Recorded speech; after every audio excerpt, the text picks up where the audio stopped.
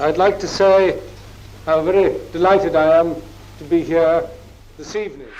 Well, I think he's just making sure that those children have the best possible grounding, and I reckon that will pay off. But I mean, I think it was quite right. You can't be half in, half out. And of course, the Queen did always do her duty. She saw. And what I find unforgivable is the stress that she put on the late Queen in the last couple of years of her life. Yeah. Numerous examples of how she did that, how she and Prince Philip took steps forward to make the world better for us.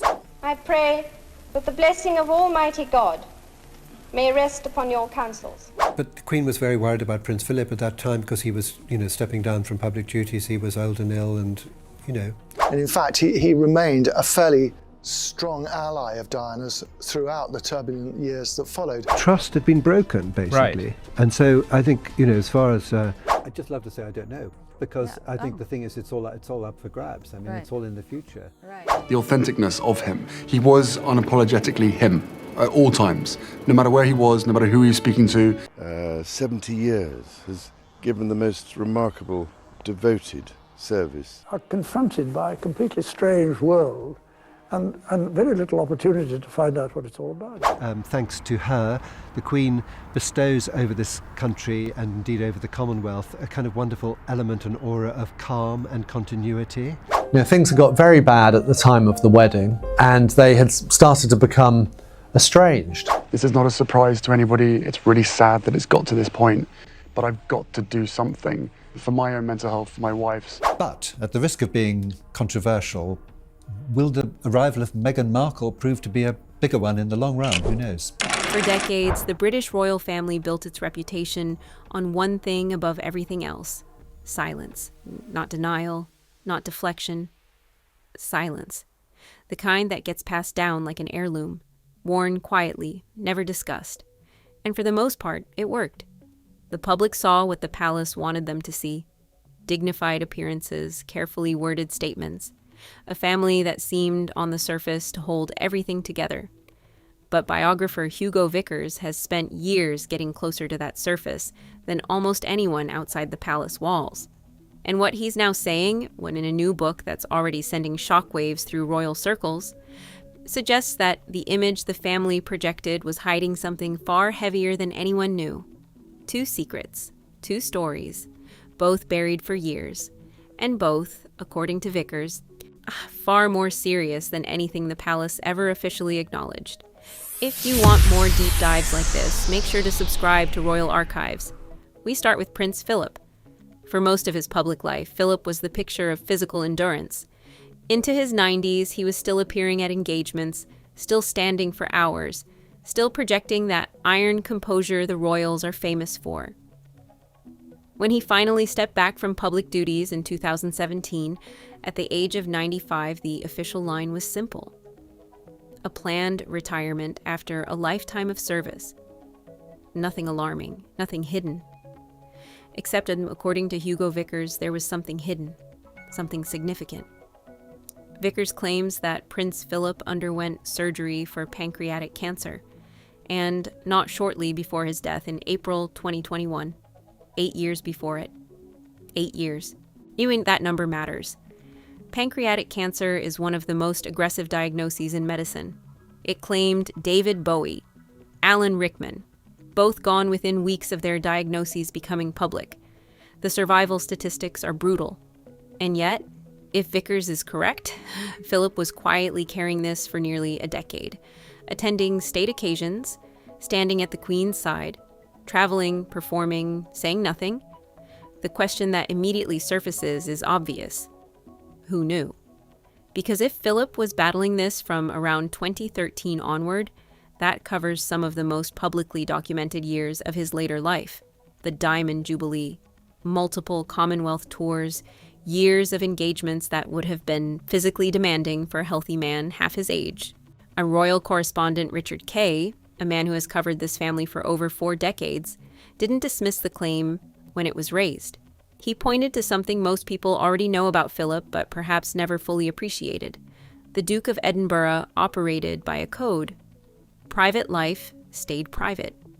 Full stop. Whatever was happening behind closed doors, the public face never changed, never cracked. And that, in a strange way, makes the claim more believable. not less. Because this is a man who reportedly drove himself to hospital for a hip operation and didn't tell anyone he'd gone. This is the same man who, at 97, walked away from a car crash on a country road and was back making public appearances within days. Stoicism wasn't a quality Philip had, it was his operating system, but here's where things stop making sense. And if the palace knew, and it's almost impossible to imagine they didn't, then the decision was made at the highest levels to keep this from the public entirely, not partially, not with vague references to ongoing health monitoring completely. And when Philip died, his death was registered simply as old age. Buckingham Palace's position is that even deceased members of the royal family retain a form of medical privacy, that whatever combination of conditions contributed to a death the public detail is not owed to anyone. Rebecca English, the Daily Mail's royal editor, confirmed as much, noting that this is official palace policy, not an oversight, which raises a question that's harder to answer. At what point does privacy become something else?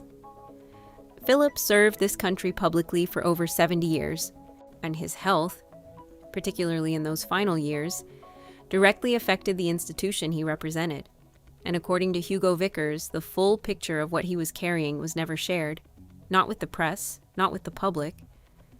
And based on how carefully it was guarded, possibly not even with people close to the family. That's where attention has now quietly shifted. Because if Philip's illness was buried this completely, what else was being managed behind that same wall of silence? And the answer to that question brings us to someone else entirely. Someone whose final years, according to the same sources, were marked not by illness, but by a private heartbreak that the palace has never fully addressed. A heartbreak, sources close to the royal family say, that was caused not by outsiders, but from within. Queen Elizabeth II reigned for 70 years. She outlasted 15 prime ministers. She navigated abdication scandals, constitutional crises, and wars. She was, by almost every measure, unshakable. But in her final years, according to Hugo Vickers, and confirmed in significant detail by Richard Kay, something was shaking her, quietly, persistently. And it wasn't coming from outside the family. It was coming from her grandson. The relationship between Queen Elizabeth and Prince Harry was, for most of his life, considered one of the warmest in the royal family. Harry himself described it that way publicly, multiple times. A special bond, a grandmother who understood him, a confidant. So what Vickers is now claiming hits differently against that backdrop. According to the book, whenever Harry called the Queen in her later years, she would ask a lady-in-waiting to stay in the room with her, not to assist her, not for any practical reason. As a buffer, a witness, someone present specifically because of who was on the other end of the line. Think about what that means. This is a woman who had private audiences with world leaders alone, who handled the most sensitive diplomatic conversations of the 20th century without a handler in the room. And yet, with her own grandson, right, she felt she needed someone there. Richard Kay didn't dance around it. He said it plainly. The Queen was hurt, she was confused.